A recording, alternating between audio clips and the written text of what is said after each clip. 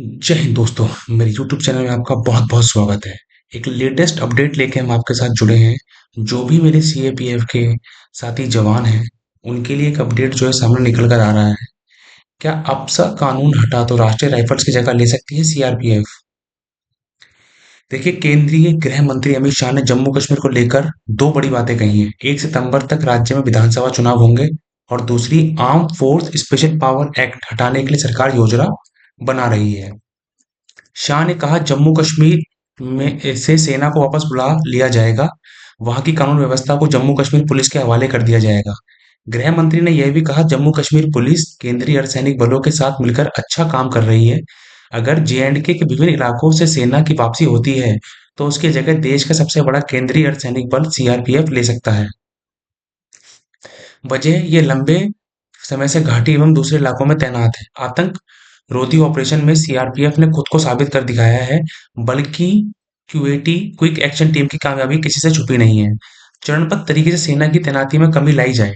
केंद्र सरकार के सूत्रों के मुताबिक जम्मू कश्मीर में आतंकियों के खिलाफ होने वाले अधिकांश ऑपरेशनों को भारतीय सेना की राष्ट्रीय राइफल्स आरआर लीड करती है। आरआर के साथ सीआरपीएफ और जेकेपी भी रहती है।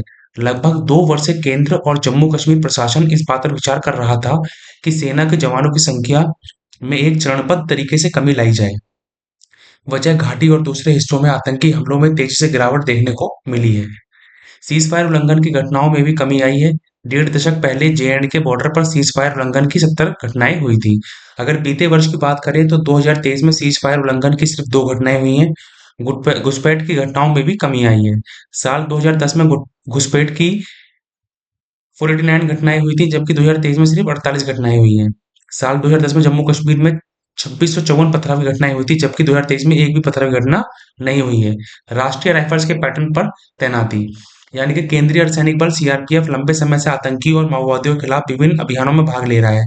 कई वर्ष पहले इस बल को आरआर की भूमिका में आगे लाने के लिए विचार शुरू हुआ था। जम्मू कश्मीर में तैनात सीआरपीएफ की बटालियनों को राष्ट्रीय राइफल्स के पैटर्न पर एरिया ऑफ रिस्पॉन्सिबिलिटी एओआर यानी जिम्मेदारी का क्षेत्र तय करने के लिए कहा गया था। सूत्रों के मुताबिक इस एक्सरसाइज के लिए कुछ बटालियनों को आरआर की तैनाती वाले स्थानों पर भेजने की बात सामने आई थी। इसके पीछे यह तर्क दिया जा रहा था कि सीआरपीएफ की मूल जिम्मेदारी आंतरिक सुरक्षा ग्रिड को मजबूती प्रदान करना है। ऐसे में अब उसी दिशा में आगे बढ़ रहा है। जम्मू कश्मीर में कोबरा कमांडो भी उतर चुके हैं। जंगल वॉरफेयर के लिए प्रशिक्षित सीआरपीएफ की कोबरा इकाई के जवानों को भी जम्मू कश्मीर में तैनात किया गया है। जेएंडके में सीआरपीएफ की लगभग 70-80 बटालियन तैनात हैं। इन्हें कई तरह की जिम्मेदारियां प्रदान की गई हैं। कुछ समय पहले तक कश्मीरी पंडितों की सुरक्षा में ही करीब 48-40 कंपनियां तैनात रही हैं। राजौरी क्षेत्र में कई बटालियनों को विशेष टास्क सौंपा गया था। इस बल को आतंकियों एवं नक्सलियों के खिलाफ अभियानों में खास महारत हासिल है। उत्तर पूर्व के उग्रवाद प्रभावित क्षेत्रों में भी इस बल ने सराहनीय कार्य किया है। जे एंड के में arm force special power act हटाने की प्लानिंग को लेकर राष्ट्रीय विशेषज्ञ कैप्टन अनिल गौर रिटायर क्या कहना है। अब कश्मीर के हालात तेजी से सुधर रहे हैं। Arm force special power act हटाना सरकार की मजबूरी नहीं है, यह प्रयास लंबे समय से चल रहा था। शहरों में तो सैन्य ऑपरेशनों की संख्या अब नहीं के बराबर रह गई है। पहाड़ एवं घने जंगलों में ही राष्ट्रीय राइफल्स द्वारा ऑपरेशन किया जाता है। राजौरी, पूंछ, डोडा व दूसरे इलाकों में आरआर के विशेष दस्ते तैनात रहते हैं।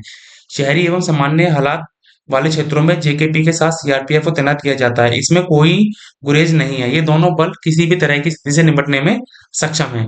तो अब देखना यह है कि गृह मंत्रालय कितनी जल्दी इस पर फैसला लेता है, और जैसे ही इससे जुड़ा कोई अपडेट आता है मैं तुरंत जो है आपके साथ शेयर करूंगा। वीडियो अच्छा लगा हो तो लाइक करिएगा, चैनल को सब्सक्राइब करिएगा। जय हिंद।